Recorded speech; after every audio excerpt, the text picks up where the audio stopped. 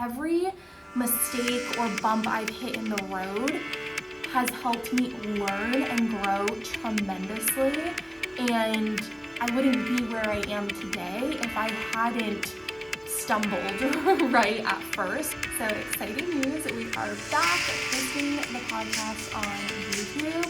I love watching people's podcasts on YouTube, which I guess in that case it's not necessarily a podcast, but I just love it. I feel like it's a way that I can really get to know the person through the way they talk, their mannerisms. I talk with my hands a lot, so that's definitely huge, but I don't know, I love just kind of having the video going while I'm working, so I'm happy to bring this back for you all.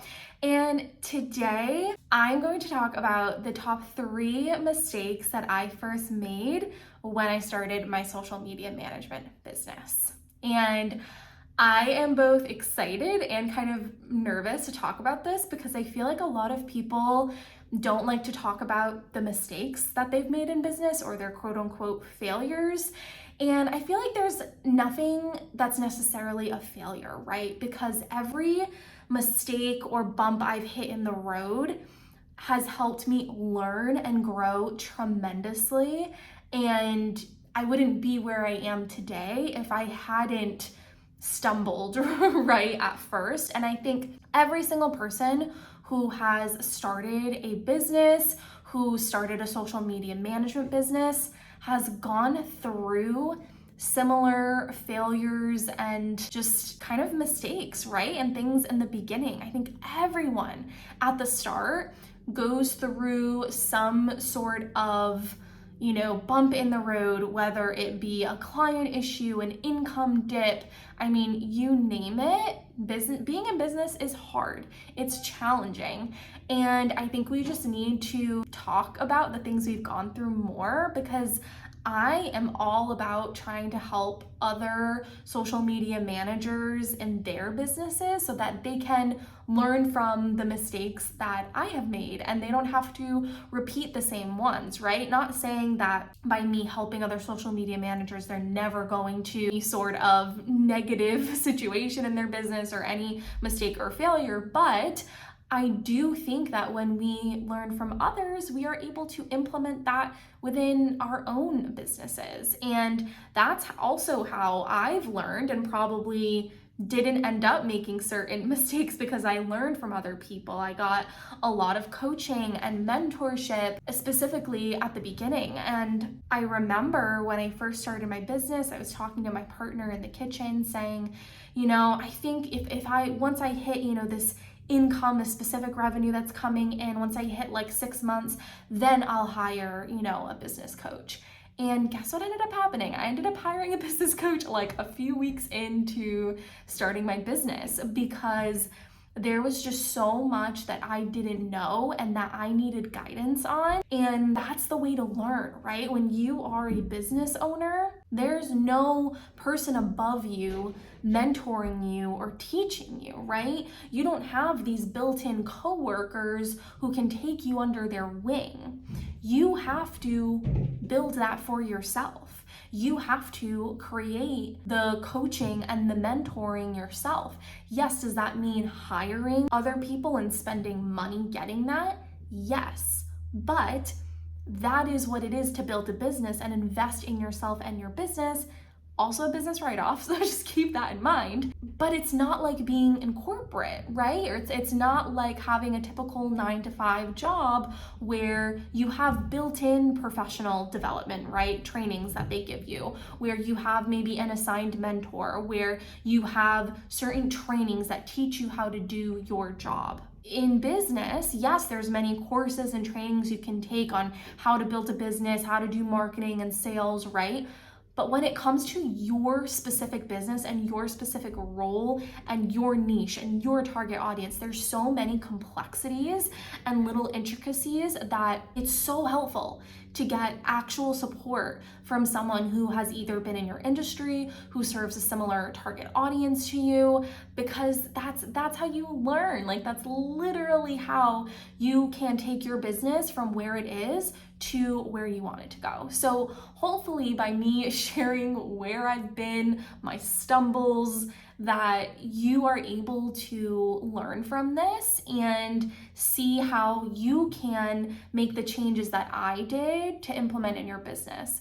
And also just to become aware of these possible mistakes that could come your way, because I think so much of online business, it's a whole other world.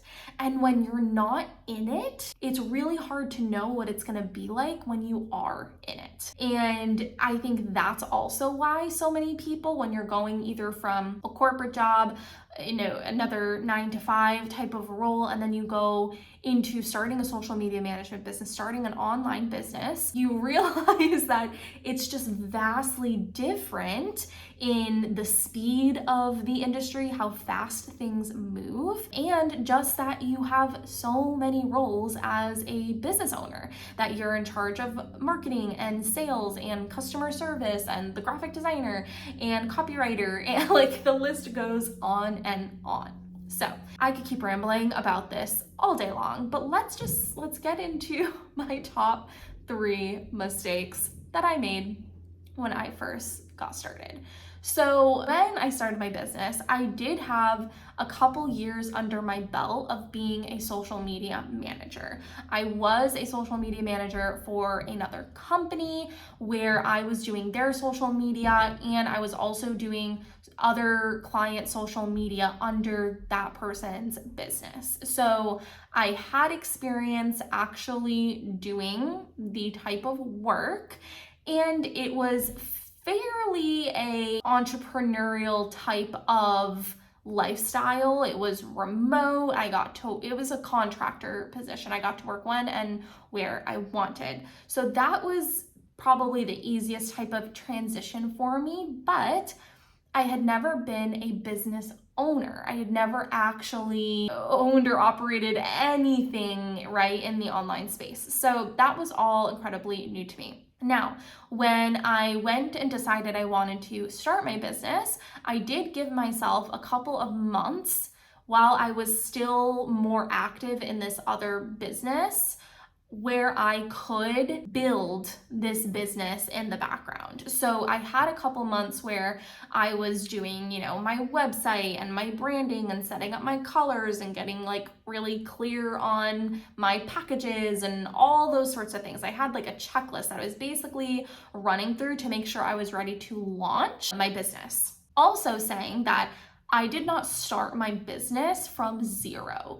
meaning that because I was a contractor in this other position, I was able to take a lot of that work with me to just have it be under my business, and where I could be taking on more clients other than what I just had. So I wasn't starting from zero, which did give me this sort of cushion and this sort of stepping stone to be getting clients and having income and things like that.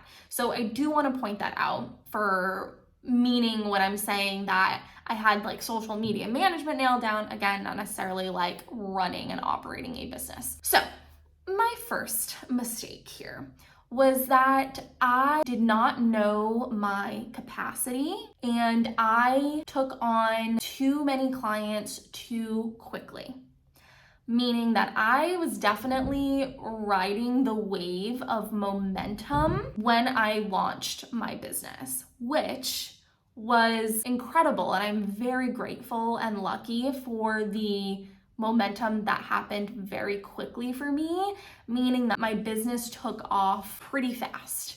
And I know, like, you're probably like, oh wow, like what a awful problem to have, right? Like, but it did create a lot of issues for me because of this, and because you're kind of in that, oh my God, I just launched my business. You're in that energy, right? And you're kind of hustling like that. That was kind of the hustle and grind for me, because I was just so excited to be getting clients and making money, right? And growing my business and doing what I set out to do. But this brought about so many other issues that came about due to not knowing my capacity, not knowing how many clients I could take on, and not knowing how it fit into my schedule, meaning not knowing how many packages and feasibly, truly my time and energy and capacity. Because not only was I doing social media management for these clients,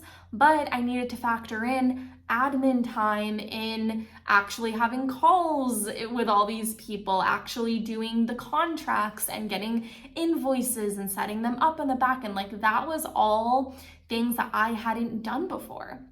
So that I was all learning from scratch, and I didn't know how much time those things took. I didn't know how to fit everything into my calendar. And yes, while I was so excited that this was all happening for me, I had a really hard time saying no to things because I didn't want to lose that momentum. I didn't want to lose that hype around my business. And this goes into a lot of other, mindset things that come into play here. But I ended up working far too much, too quickly. I was completely blowing over any boundaries. I also really didn't even know what boundaries to set, which is probably a whole other mistake here. I didn't really have set and clear policies and procedures for clients to follow. It became all consuming. My business became every second of my day, every thought, late into the night, early in the morning, weekends. I really suffered a loss of identity and ended up hitting burnout very quickly in launching my business. And this, while it led me to just change so many things and to get help and support, I wish I did go through that. I was in a pretty dark place for a few months, not to mention that this was all pairing with a lot of other life situations that were occurring, where my partner moved across the country for work before I could move out there with him. I was taking care of my dog all by myself, and I was working 2 other small jobs at the same time. I was a fitness instructor and dance teacher, so that also factored into other things that I was doing. So again, I didn't factor in what my capacity would be due to all of those other life things that were occurring and the lack of support that I had, right? I just thought that, I can just keep operating, right, in the same ways. And no, that's just not how it works. So took on too many projects, not knowing how to disperse them, right? Not knowing when to start onboarding for them, when to actually start their posting. It was all just really messy and cloudy. And while I tried to give my clients the best experiences, I'm sure that this affected client experiences due to that and just my lack of knowledge and understanding of what it should look like. And on the plus side, with this mistake, I did learn a lot. I got a lot clearer on what my capacity could be, meaning how many clients could I feasibly take on and in which packages, and what did the deliverables look on a daily, weekly, monthly basis. I got really clear on having onboarding periods for clients and then their actual package start dates, getting clear on how many clients I could onboard at once. And yes, this maybe has fluctuated as my team has grown, but I've also gotten a lot of back-end and admin support to help me with that. And I've gotten really clear on my boundaries, my policies and procedures, and communicating that to clients. Now, my second mistake here definitely ties in with the first one, but I took on any client that pretty much came my way. I tried to make anything work, even if it wasn't someone I even wanted to work with. If they wanted something that I really didn't even know too much about, but I was like, all right, I'll learn and make it happen, which yes, you do learn a lot from that, but I just ended up taking on clients who weren't a great fit. And this just didn't result in a positive situation from either end. And there was just a lot of issues with a couple clients that it was just clear that I shouldn't have signed on to work with them. And whether that be a personality fit, whether it be a package like deliverables, service, what they're looking for fit, whether it be just a niche and target audience fit, like I wasn't super clear on that. And again, I didn't want to say no. So this just really led me working with, a few individuals that it wasn't working out. I didn't enjoy the work. I was very anxious and stressed in completing their work. And there was just some, communication issues, and it just did not result, or it just didn't have a good end result.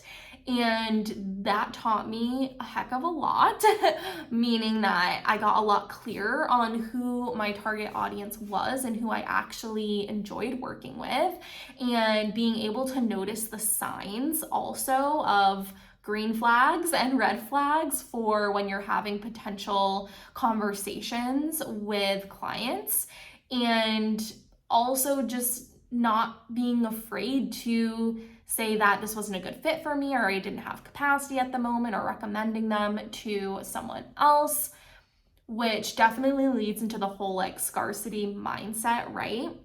But not being afraid to turn people away. And that's definitely like something that I think just gets, takes getting used to, but that's something I've gotten a lot better at, and also just goes into my overall kind of marketing strategy in terms of who I want to be attracting in. And I feel so good with where I'm at right now in terms of the types of clients that we have. And it's just like 100 times better than a couple of those situations that I can think of. And having clients who respect my boundaries, who respect my policies, who respect me as a person, who enjoy working with me and love working with me, and I love working with them, and I love their brands and what they stand for and who they are as people. And that's totally possible to have. It took me a while to get there, but I wish I had gotten a bit clearer on that before starting my business. Number 3 is not having my back end or systems set up. Now, do I think you can take messy action when starting your business? Absolutely. But I definitely had to end up working backwards when it came to building the back end of my business. Now, is this also because I just truly didn't know what systems to have set up and what processes to have set up and what tools that I should use? Yes. And did that knowledge come later than maybe I would have wanted to? Yes. But again, I just did not have my project management set up in terms of tasks and deliverables, and I didn't have my CRM fully set up in terms of onboarding, offboarding. I didn't have a lot of things automated, meaning I was doing a lot of manual, like sending the same types of emails to clients, sending call links, right? Like just the littlest things of like a monthly call not being automated. There were just so many little steps that I was doing that was sucking up so much of my time, and it just left me just feeling really like stressed each day because I didn't know like what each day would bring. Like I didn't know what to focus on. I was just feeling like everything was all over the place, everything was scattered, and I'm a very organized person. Like I'm pretty type A, and it just took me a while to get there. And why I say I kind of worked backwards is because due to the fact that I was taking on too many clients that I had capacity for, I therefore was looking to grow team members to help me with that. So both admin help, meaning VA, and then both other contracted social media managers to help with client load. And due to kind of doing things in this order where I was hiring, I kind of had to backtrack to do all my SOPs and get trainings for these people. I had none of this written down because it was just me. And I'm like, well, I know what I'm doing, right? And that ended up also taking up just so much of my time to get that set up after the fact and get everyone into a project management system and having really clear tools on where we communicate and where we store certain things. And it just ended, I just wish I had some of those back-end things set up before I scaled in client load and before I scaled with a team, because it would have saved me so many headaches in getting that set up after the fact. So it just shows how important it is to have your back-end set up clean, clear, simple, and automated. It will be the biggest lifesaver for your business. And now I feel so much better about my back end. I got a lot of help setting my ClickUp up. I got a lot of help setting my Honeybook, my customer relationship manager up, and just getting even my Slack organized, Google Drive organized. It just makes my mind feel so much better. And it's so much easier when we go to onboard a team member or onboard a client. I couldn't imagine if I didn't have these things set up, how much time everything would take. And honestly, the little admin tasks, like, you just don't need to be spending your time there. So those are the definite 3 biggest mistakes that I made when I started my business. And while they cost me a lot of time, energy, and money, I now have incredible lessons that I've learned to share with you all. And my business, I think, is in a much better place because of those mistakes, where I'm now able to realize, oh, like, am I hitting my capacity? I'm now able to know what clients that I love to work with, and I know how to market to them. I know how to communicate my boundaries and policies and procedures. I know when my back end may be needing a tweak. I know when something may needing to be automated or optimized, right? And knowing those cues it's really helpful skills in owning and operating a business. So I really, really hope that this is helpful for you.